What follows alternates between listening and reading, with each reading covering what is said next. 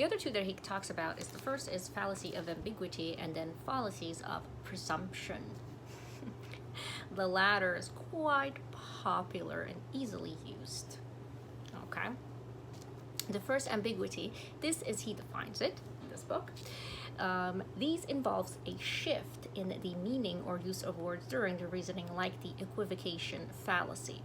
Okay, what does it mean? It means I'm going to use the same term, so I can repeat the term, but I'm going to actually use it in two different ways and define it in two different ways. So basically, what am I doing? I'm using it any way I want. There's no consistency. Okay? Again, yes, there's very creative ways. And again, the more you're going to study them or read about them, the more you're going to see them really all over the place. And then fallacies of presumption. Here, he quotes, the conclusion is presumed in the premise, such as a begging the question fallacy, which is what basically it's an act of the result. The output, right, is actually assumed by the first premise. So really, there's no argument there. I'm right because I'm always right, or I'm right because I'm right. Me, as the right person, I am right. Okay, so there it goes.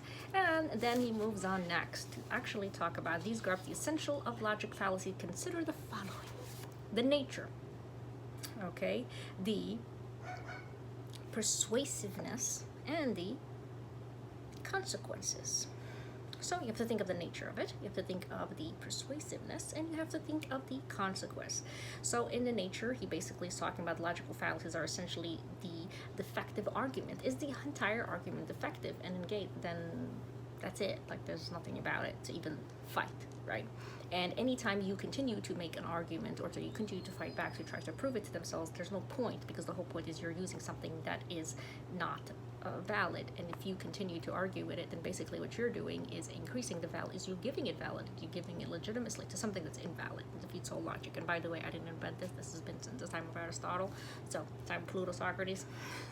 Okay, so there you go. Don't argue with stupid. Let them act stupid and make sure that they know what logical fallacy they committed. Okay, they violated basically everybody's rule from ancient Greece all the way to now. The second one is persuasiveness. Logical fallacies are basically here that appear to be in daily conversation, political debates. What are they trying to get you? Or here, really, becomes Cicero, Roman philosopher, right? Who says the biggest line in politics that you always must ask yourself, and if you learn anything from these videos from me, one thing is, who does it benefit? Who benefits from the results? Not what it's doing, who benefits?